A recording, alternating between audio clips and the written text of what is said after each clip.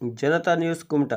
August 15ರ ಒಳಗೆ ದಾಂಡೇಲಿಯಿಂದ ಬೆಂಗಳೂರಿಗೆ ರೈಲು ಪ್ರಾರಂಭಿಸದೇ ಇದ್ದಲ್ಲಿ ಉಗ್ರ ಹೋರಾಟ ನಡೆಸಬೇಕಾಗುತ್ತದೆ ಎಂದು ದಾಂಡೇಲಿ ಸಮಗ್ರ ಅಭಿವೃದ್ಧಿ ಹೋರಾಟ ಸಮಿತಿಯವರು ನುಡಿದಿದ್ದಾರೆ.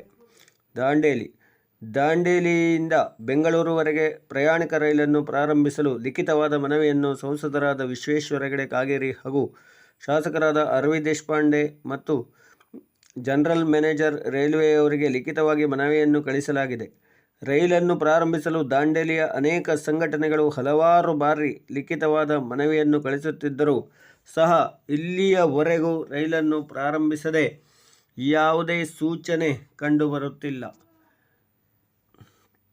ದಾಂಡೇಲಿ, ಜೊಯ್ಡಾ ಪ್ರವಾಸಿ ಕೇಂದ್ರಗಳಾಗಿ ವೇಗವಾಗಿ ಬೆಳೆಯುತ್ತಾ ಇದೆ. ರಾಜ್ಯದ ವಿವಿಧ ಮೂಲೆಗಳಿಂದ ಪ್ರವಾಸಿಗರು ಇಲ್ಲಿಗೆ ಬರುತ್ತಾರೆ. ಪ್ರತಿದಿನ ಸಾವಿರಾರು ಜನರು ಇಲ್ಲಿ ಬರುತ್ತಾ ಇರುತ್ತಾರೆ. ಬೆಂಗಳೂರಿನಿಂದ ದಾಂಡೇಲಿಯವರೆಗೂ ಜನರು ಇಲ್ಲಿ ಆಗಾಗ ಬರ್ತಾ ಇರ್ತಾರೆ. ಅಲ್ಲದೆ ಈಗಾಗಲೇ ಕೇಂದ್ರ ಸರ್ಕಾರವು ದೇಶದ ವಿವಿಧ ಕಡೆಯಿಂದ ಬೇರೆ ಬೇರೆ ಮಾರ್ಗದಲ್ಲಿ ಪ್ರಯಾಣಿಕ ರೈಲನ್ನು ಪ್ರಾರಂಭಿಸುವುದು ಮತ್ತು ಉನ್ನತೀಕರಣ ಮಾಡುವುದು ಸತತವಾಗಿ ನಡೆದಿರುತ್ತದೆ. ಈಗಾಗಲೇ ಹುಬ್ಬಳ್ಳಿ ಮತ್ತು ಅಂಕೋಲಾ ರೈಲ್ವೆಗೆ ಹಸಿರು ನಿಶಾನೆಯನ್ನು ಸಹ ನೀಡಲಾಗಿದೆ.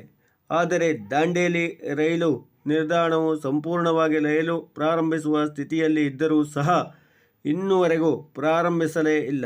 ಈ ಬಗ್ಗೆ ಮಾನ್ಯ ಸಂಸದರು ಶ್ರಮವಹಿಸಿ ಆದಷ್ಟು ಶೀಘ್ರವಾಗಿ ದಾಂಡೇಲಿಗೆ ರೈಲ್ವೆಯನ್ನು ಪ್ರಾರಂಭ ಮಾಡಬೇಕೆಂದು ಅಕ್ರಮ್ ಖಾನ್ ಅವರು ಪ್ರಕಟಣೆಯಲ್ಲಿ ತಿಳಿಸಿರುತ್ತಾರೆ. ಸಭೆಯನ್ನು ಉದ್ದೇಶಿಸಿ ಹೋರಾಟ ಸಮಿತಿಯ ಅಧ್ಯಕ್ಷರಾದ ಅಕ್ರಮ್ ಖಾನ್, ಉಪಾಧ್ಯಕ್ಷರಾದ ಅಶೋಕ್ ಪಾಟೀಲ್, ಪ್ರಧಾನ ಕಾರ್ಯದರ್ಶಿ ರಾಘವೇಂದ್ರ ಗಡಪ್ನವರ್, ಮಜಿಜಾ ಚಬ್ಬಿ ಅವರು ಮಾತನಾಡಿದ್ದಾರೆ. ಈ ಸಂದರ್ಭದಲ್ಲಿ ಪ್ರಮುಖರಾದ ದತ್ತಾತ್ರೇಯ ಹೆಗಡೇಕರ್, ಮಹಮ್ಮದ್ ಗೌಸ್ ಬೆಟಗೇರಿ, ಶಹಜಾದಿ ಕುಶಲಾಪುರ್, ಎಂ.ಡಿ.